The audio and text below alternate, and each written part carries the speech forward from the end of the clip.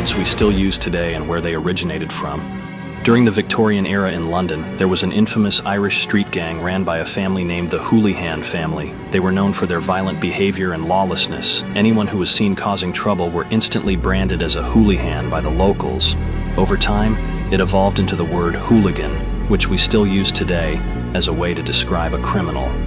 During the 1800s in the US, there were incidents where Irish and Southern Italian immigrants, as well as African Americans, were punished using a whip after being accused of committing crimes without any official trials.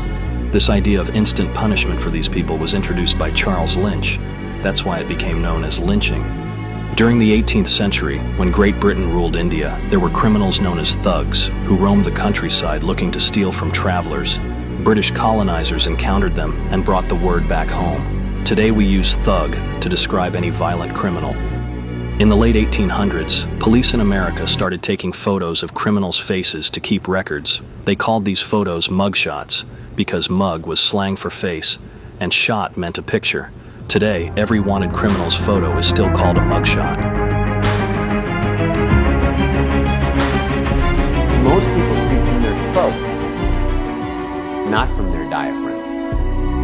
When I speak from my throat, it kind of sounds like I'm in this little teeny bottle and you can't really hear it. But when I speak from my diaphragm and I let my words float off my mouth, the air float out of my mouth and the words floating on top of the words, it sounds more resonant. Whatever my natural tone is will come out. This is why the great singers do this. The problem is most people don't know how to coach themselves to speak from the diaphragm. Well, let's change that. I actually had a singing coach for around 3 years. I'm not a very good singer, which is why I needed a singing coach. But I learned something really cool about the diaphragm. This coach taught me this. I'm going to model this for you now. It turns out that when you lay on your back, and I'm going to do that for you now so you can see this.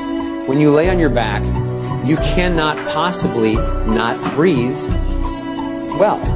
So watch this. When I lay on my back, I have to breathe from my diaphragm. I can't talk in my throat at all.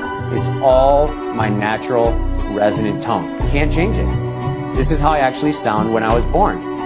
But most people don't know that. And then they'll get in front of people and they'll talk like that, and they'll start to talk in their throat, especially when they get nervous, and they won't sound like their normal diaphragm self. See the difference? Resonance, non-resonance. People need to understand that the deep state is above governments. The deep state essentially consists of the Rothschilds and the Vatican, including both the Black Pope and the White Pope, as well as the Chabad Jews. They use the Freemasons and the Knights of Malta at the highest levels as their fixers, and they use world banks as their managers. Most governments have two parties that are elected by 30% of the public. The other 70% of the public is disenfranchised. The politicians and the military leaders and the bankers at the national level are the best of the servant class. They comprise the shadow government, but they are not the deep state. They are the servants of the deep state. Notice I do not attempt to break away from his grip, but by bending well back, encourage his weight onto his toes. I turn my body, place his arm under mine, and in this position it's quite easy for me to dislocate his wrist, elbow, shoulder. I catch his ankle, place my hand between his shoulders, and kick away his only support. Now I'm going to give him a real throw. I'm gripped in the same manner as before, the tramp not having learned his lesson. This time I draw his body upwards till it's in the form of a hoop. I lie gently on the floor, placing one foot in his tummy. The answer's in the infirmary. As soon as I realize I'm going to be attacked, I hold my bag more firmly to my side. I grip his wrist, draw his arm forwards and upwards, and place my disengaged arm across his body. In this position, it's quite easy for me to dislocate his elbow. Although his other arm is free, it's quite impossible for him to strike me, as I'm nearly. As soon as I feel his arm around my neck, I lean slightly forward, grip his wrist and elbow, and by bending my knees, I lower my center of gravity, roughly speaking, my hips below his center of gravity, and by bending sharply forward,